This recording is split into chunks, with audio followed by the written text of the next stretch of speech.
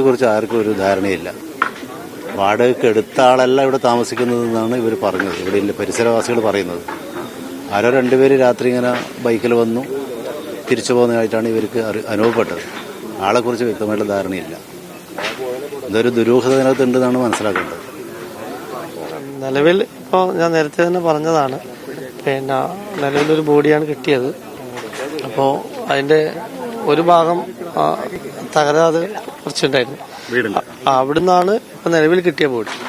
ഇപ്പൊ തകർന്ന സ്ഥലം ഇപ്പോ നാട്ടുകാരും പോലീസും എല്ലാം ചേർന്ന് നീക്കിക്കൊണ്ടിരിക്കുകയാണ്. അപ്പൊ അതിലെന്തെങ്കിലും അവശിഷ്ടങ്ങൾ ഉണ്ടോ എന്നുള്ളത് നീക്കിയാൽ മാത്രമേ പറയാൻ വേണ്ടി കഴിയൂ. കൂടുതൽ ആരെങ്കിലും കുടുങ്ങിയിട്ടുണ്ടോ? നിലവിൽ അങ്ങനത്തെ ഒരു സാധ്യത കാണാനില്ല. ഇനിയിപ്പോ നീക്കി കഴിഞ്ഞാൽ എന്തെങ്കിലും കൂടുതൽ അതിന്റെ വ്യക്തത പറയാൻ പറ്റും. പടക്കമാണെന്ന് സ്ഥിരീകരിച്ചോ? അല്ല, അത് സ്ഥിരീകരിച്ചിട്ടില്ല. ഇല്ല. ഈ പടക്കത്തിന്റെ അവശിഷ്ടങ്ങളൊക്കെ ചെതറിക്കിടക്കുന്നുണ്ടല്ലോ. ചെതറിക്കിടക്കുന്നുണ്ട്. ഇതിന്റെ ഇത് എപ്പോഴത്തേക്കാണ് സംഭവം ഉണ്ടായതെന്നാണ് കിട്ടുന്ന ഒരു? അല്ല, പുലർച്ചയോടുകൂടിയാണ്. 2 മണിയോടുകൂടിയാണ്. എന്തായാലും കൂടുതൽ ആൾ ഇപ്പൊ കമ്മീഷണറുടെ നേതൃത്വത്തിൽ അവിടെ പരിശോധന. കമ്മീഷണറുടെ നേതൃത്വത്തിൽ കമ്മീഷണറുണ്ട്, ACP ഉണ്ട്, മറ്റു പോലീസ് ഉദ്യോഗസ്ഥരൊക്കെ ഉണ്ട്. Okay, thank you. അപ്പൊ ജിൽസി, അതാണ്, അതായത് ഞാൻ നേരത്തെ പറഞ്ഞ കാര്യങ്ങൾ തന്നെയാണ്. 1:55 സ്ഫോടനം ഉണ്ടാവുന്നു. ഈ വീട്ടിൽ ഈ സ്ഫോടനം നടക്കുമ്പോൾ ഒരാൾ മാത്രമാണോ ഉണ്ടായിരുന്നത്, കൂടുതൽ ആളുകൾ ഉണ്ടായിരുന്നു എന്ന കാര്യത്തിൽ ഉറപ്പില്ല.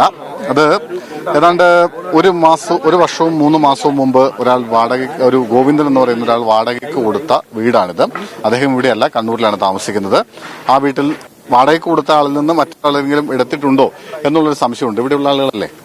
അതെ ചേട്ടാ, എപ്പോഴത്തേക്കായി സംഭവം ഉണ്ടാകുന്നത്? എന്താ നിങ്ങൾക്ക്? ഒരു 2 മണിക്കാണെന്നാണ് പറഞ്ഞത്.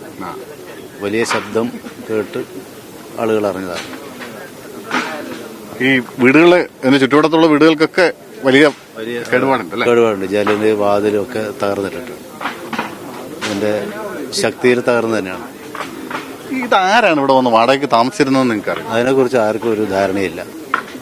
വാടകയ്ക്ക് എടുത്ത ആളല്ല ഇവിടെ താമസിക്കുന്നതെന്നാണ് ഇവർ പറഞ്ഞത്. ഇവിടെ പരിസരവാസികൾ പറയുന്നത്.